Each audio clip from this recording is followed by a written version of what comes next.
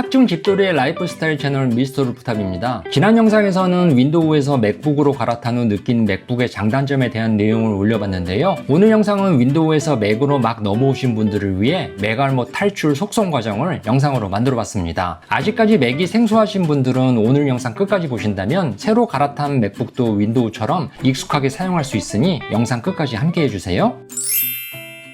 첫 번째는 화면 표시입니다. 맥은 윈도우와 모든 방향이 반대입니다. 카메라로 치면 마치 캐논과 니콘과의 관계 같죠. 창닫기 버튼도 반대, 마우스 스크롤 방향도 반대입니다. 좌측 상단 사과 로고를 누르면 지금 사용 중인 맥북에 관한 메뉴들이 있습니다. 이 맥에 관하여를 누르면 사용 중인 맥 사용을 볼 수 있고 추가 정보를 눌러 저장 공간의 상태도 확인할 수 있습니다. 윈도우의 시작, 설정에 해당하는 메뉴가 바로 시스템 설정이라 가장 많이 사용하는 메뉴고요. 이 시스템 설정 메뉴에서 대부분의 핵심 기능들을 제어할 수 있습니다. 시스템 설정에서 가장 먼저 꺼놓아야 할 기능이 있는데 아이클라우드 기능을 누르면 항목별로 동기화를 할 수 있습니다. 그 중에 사진 용량은 동기화를 꺼주셔야 합니다. 만약 켜놓으면 맥북 하드의 사진과 영상들이 동기화를 하기 위해 모두 아이클라우드에 업로드가 되어버려 아이클라우드 용량이 금방 차버립니다. 그 다음 정렬되어 있는 메뉴들은 현재 사용 중인 앱에 관련된 메뉴들을 볼 수 있습니다. 메모를 사용 중이라면 메모에 관련된 메뉴들, 크롬을 사용 중이라면 크롬에 관련된 메뉴들, 노션을 사용 중이라면 노션에 관련된 메뉴들을 볼 수 있습니다. 윈도우는 알림센터와 시스템 트레이가 우측 하단에 있지만 맥은 알림센터와 제어센터가 우측 상단에 위치합니다. 자주 사용하는 앱들은 우측 상단 메뉴바에 띄워줄 수 있는데 시스템 설정, 메뉴 막대로 들어가서 띄우고 싶은 항목들은 모두 설정할 수 있습니다. 날짜와 시계를 누르면 알림센터를 볼 수 있고 시계를 바꾸고 싶다면 시스템 설정, 일반, 날짜 및 시간으로 변경할 수 있고 시스템 설정, 메뉴 막대, 시계 옵션에서 원하는 대로 바꿀 수 있습니다. 알림센터에서 특정 앱의 알림을 받고 싶지 않다면 시스템 설정, 알림에서 해당 앱의 알림 허용을 꺼놓으면 됩니다. 시리 아이콘 옆에 제어센터를 누르면 아이폰의 제어센터처럼 와이파이, 블루투스, 에어드롭, 집중 모드 등 주요 기능들을 바로 설정할 수 있습니다. 배터리를 클릭하고 배터리 성능 상태를 최적화된 배터리 충전 상태로 유지하면 과충전을 방지해 주어 배터리 노화를 늦출 수 있고요. 윈도우 11의 경우 사용 중인 창들을 이렇게 마우스를 갖다 대서 화면 분할을 해 사용할 수 있죠. 맥북은 초록색 버튼에 포인트를 갖다 대고 스플릿 뷰 모드를 이용하면 윈도우처럼 화면 분할을 할 수 있습니다. 좀 더 다양한 화면 분할 옵션을 사용하고 싶다면 렉탱글이나 마그넷 같은 화면 분할 앱을 이용할 수 있습니다. 윈도우에 작업 표시줄이 있다면 맥에는 독이 있습니다. 독의 위치와 크기 모두 원하는 대로 설정할 수 있는데요. 시스템 설정, 데스크탑 및 도구로 들어가서 크기를 설정할 수 있고 화면 위치는 왼쪽, 하단, 오른쪽으로 설정할 수 있습니다. 자동으로 독 가리기와 보기를 설정하면 필요할 때만 독이 나타나 화면을 좀 더 크게 사용할 수 있고요. 독의 경계선이 있는데요. 휴지통 옆에 앱들은 최근 사용 앱들을 보여줍니다. 점이 찍혀있는 앱들은 현재 백그라운드에서 실행되고 있는 앱들이며 마우스 우측 버튼을 눌러 완전히 종료해주면 점이 없어집니다. 윈도우는 창의 X 버튼을 누르면 앱이 종료가 되지만 맥은 X 버튼을 눌러 창을 닫아도 종료되지 않고 점이 남아있어 완전히 종료하려면 마우스 우측 버튼이나 단축키로 종료해줘야 합니다. 원하는 앱들은 독에 배치할 수 있는데 응용 프로그램에서 앱 아이콘을 마우스로 드래그해 독에 끌어다 놓거나 앱을 실행 후 마우스 우측 버튼으로 옵션을 선택해 독의 유지를 설정해주면 됩니다. 반대로 삭제할 때에는 독에서 제거를 눌러주면 되고요. 윈도우에 탐색기가 있다면 맥은 파인더인데요. 먼저 시스템 설정, 화면 모드 스크롤 막대 보기를 항상으로 설정하여 보여지게 하면 편리합니다. 파인더를 실행 후 파일보다 폴더가 먼저 보여지도록 하기 위해서는 파인더 설정, 고급 메뉴에서 폴더 우선 정렬, 윈도우에서 데스크탑에서 둘 다 설정을 클릭해주면 됩니다. 일반 탭에서는 새로운 파인더 윈도우에서 보기란에 폴더를 지정해주면 파인더 실행 시 해당 폴더부터 열어볼 수 있습니다. 파인더를 아이콘 보기로 설정 후 빈 공간 우측 마우스를 눌러 보기 옵션을 누르면 아이콘 크기, 격자 간격 모두 조절이 가능합니다. 스페이스바를 누르면 미리 보기가 가능하고 동영상의 경우 썸네일 상태에서 재생 버튼을 눌러 재생할 수 있으며 마우스 스크롤로 앞으로, 뒤로 빨리 감기도 할 수 있어요. 맥에서 가장 헷갈리는 부분이 파일 복사, 오려내기, 붙여넣기 중 오려내기 기능인데요. 윈도우는 오려내기 단축키가 컨트롤 X지만 맥은 오려내기 단축키가 없습니다. 대신 커맨드 C로 복사 후 붙여넣기 할 때 커맨드 V를 누르면 복사, 붙여넣기가 되고 옵션, 커맨드 V를 누르면 오려내기, 붙여넣기가 됩니다. 아이폰, 아이패드, 맥북 같은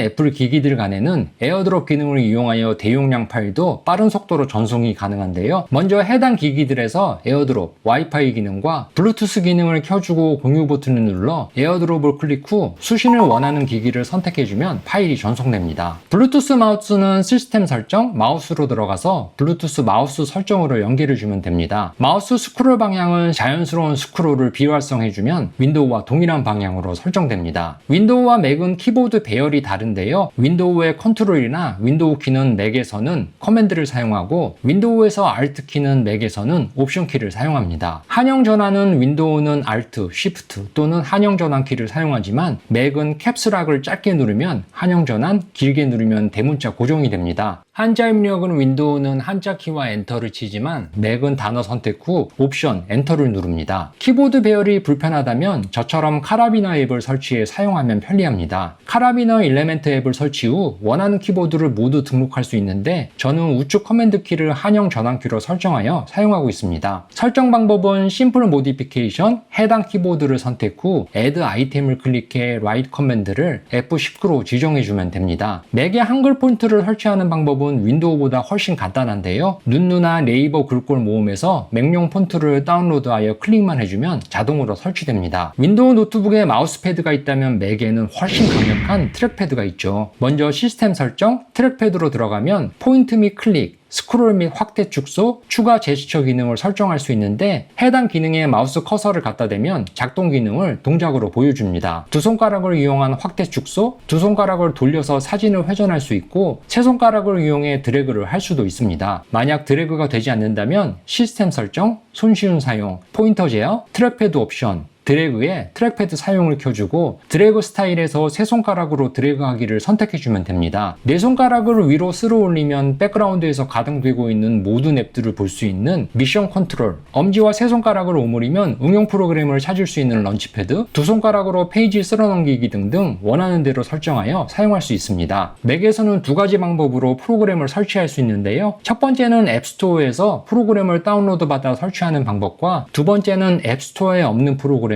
인터넷으로 다운로드 설치를 해야 합니다. 인터넷에서 해당 프로그램을 다운로드하면 다운로드 폴더에 압축 파일로 받아지는데 더블 클릭해 압축을 풀고 파일을 드래그한 상태로 응용 프로그램 폴더로 드래그하면 설치가 완료됩니다. 프로그램에 따라 더블 클릭만 하면 바로 설치가 되는 앱들도 있습니다. 프로그램 삭제는 해당 앱을 휴지통으로 드래그하면 되고 삭제 전용 프로그램인 앱 클리너 같은 소프트웨어를 설치 후 삭제하려는 앱을 앱 클리너 윈도우에 넣어주면 좀 더 깔끔하게 삭제가 됩니다. 윈도우에서 스크린 캡처는 윈도우, Shift, S 단축키를 사용하지만 맥에서는 Shift, 커맨드 5를 사용합니다. 캡처된 이미지는 바탕화면에 저장되지만 옵션을 눌러 저장 위치도 변경할 수 있습니다. 스크린 캡처 외에 화면 녹화도 원하는 부위를 선택하여 할 수 있고요. CPU, 메모리의 활성 상태를 확인하기 위해서는 윈도우는 컨트롤, Shift, ESC를 누르면 되지만 맥은 상단 메뉴 스포트라이트 돋보기 창에서 활성 상태 보기를 검색하여 활용할 수 있습니다. 매번 활성 상태를 확인하기가 번거롭다면 앱스토어에서 런캣이라는 무료 앱을 설치하면 고양이의 뛰는 속도를 보고 맥의 활성 상태를 점검할 수 있습니다. 프로그램이 먹통이 되었을 땐 윈도우의 컨트롤, Alt, Delete에 해당되는 커맨드, 옵션, ESC를 눌러 강제 종료를 할 수 있어요. 멀티태스킹에 최적화된 스테이지 매니저 기능은 우측 상단 제어 센터에서 켜고 끌 수 있습니다. 스테이지 매니저 기능이 꺼져 있으면 작업을 하다가 다른 앱을 사용하려면 다시 해당 앱을 찾아 켜고 끄는 작업을 반복해야 하지만 스테이지 매니저 기능이 활성화되면 마우스 커서를 화면 모서리에 갖다 대면 사용 중인 앱들이 화면 우측에 한 줄로 보여지고 그 중에 필요한 앱을 한 번만 클릭해 작업할 수 있어서 불필요한 클릭을 줄여 효율적으로 작업을 할 수 있습니다. 미션 컨트롤과 멀티버스는 많은 앱들을 동시에 열어놓고 멀티태스킹 작업을 많이 하시는 분들에게는 정말 위력적인 기능인데요. 펑션키 F3 또는 트랙패드 제스처로 미션 컨트롤을 실행하면 현재 열어놓은 모든 앱들이 보입니다. 여기서 상단에 데스크탑 1이 보여지는데 우측 상단에 플러스 버튼을 누르면 가상의 데스크탑을 계속 추가할 수 있습니다. 예를 들어 영상 편집에 사용 중인 앱들과 자산 관리에 사용 중인 앱들은 따로 작업창을 분리하여 가상 데스크탑을 구성하면 물리적으로 제한된 화면을 가상 화면으로 늘려서 훨씬 효율적으로 사용할 수가 있는 거죠. 컨트롤과 방향키 또는 트랙패드 제스처로 데스크탑 스페이스들을 전환하며 사용할 수 있고 사용 중인 앱들을 드래그하여 원하는 데스크탑 데스크탑에 이동 배치할 수도 있습니다. 데스크탑 스페이스들을 자동으로 재정렬되지 않게 하려면 시스템 설정, 데스크 및 독, 미션 컨트롤 항목에서 스페이스들을 최근 사용 내용에 따라 자동으로 재정렬 항목을 꺼주면 순서도 원하는 대로 바꿀 수 있고 필요 없는 데스크탑은 닫을 수도 있습니다. 핫 코너는 화면 4군데 모서리를 쇼트컷으로 설정하여 활용할 수 있는 기능인데요. 시스템 설정, 데스크 및 독, 우측 하단의 핫 코너를 클릭하면 원하는 기능을 쇼트컷으로 설정할 수 있습니다. 저는 처음엔 4개를 다 설정해서 사용했었는데 자꾸 의도치 않게 건드려져 실행이 돼서 지금은 우측 하단 1개만 빠른 메모로 설정해 사용하고 있습니다.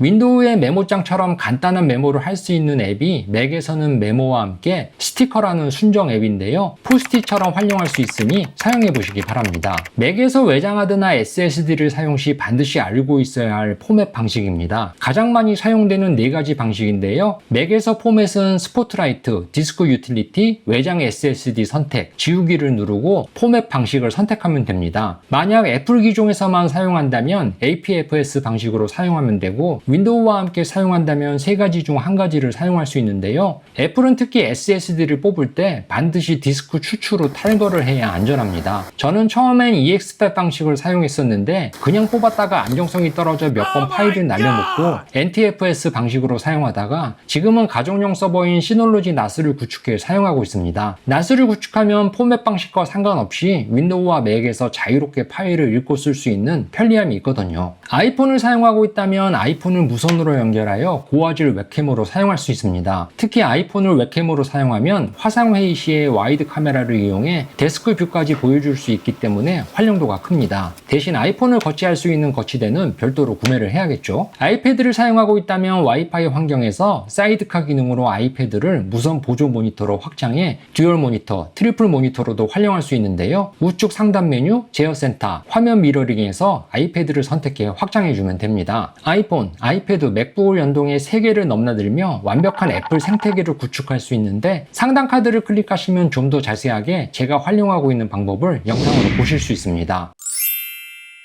제가 사용하고 있는 유용한 앱들도 몇 개 소개해 보겠습니다. 첫 번째는 사용 중인 모든 앱의 단축키를 해당 앱을 사용하면서 마치 커닝페이퍼처럼 볼 수 있는 치트시트라는 앱입니다. 다운로드 링크는 더보기란에 남겨놓았고 설치 후 사용 방법은 완전 간단합니다. 특정 프로그램을 사용하다가 반복되는 동작의 단축키를 알고 싶다면 커맨드 키를 길게 눌러주기만 하면 모든 프로그램에서 해당 단축키들을 한눈에 볼 수 있습니다.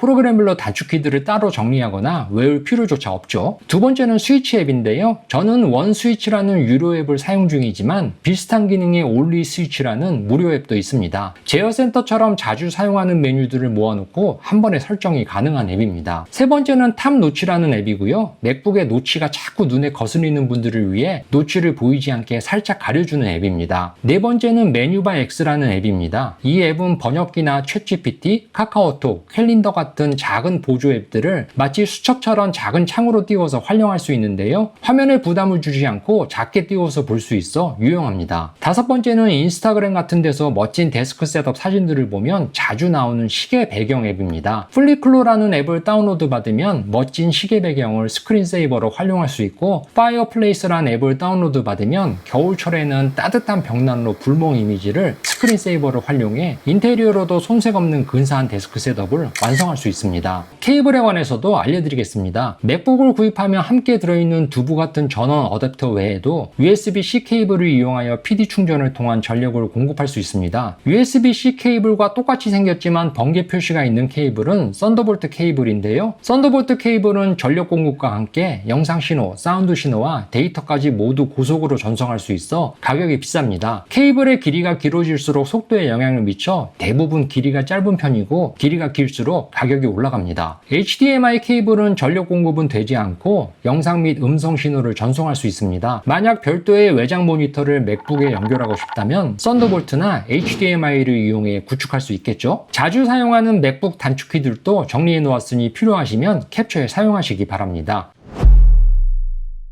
오늘은 이렇게 윈도우에서 맥으로 넘어오신 분들을 위해 가장 기초적인 내용들을 정리해봤는데요. 궁금한 사항은 댓글로 남겨주시면 답변 드리도록 하겠습니다. 영상이 도움이 되셨다면 구독과 좋아요 누르시고 다음 영상도 놓치지 마시기 바랍니다. 그럼 저는 더 유익한 내용으로 다음 영상에서 뵙겠습니다.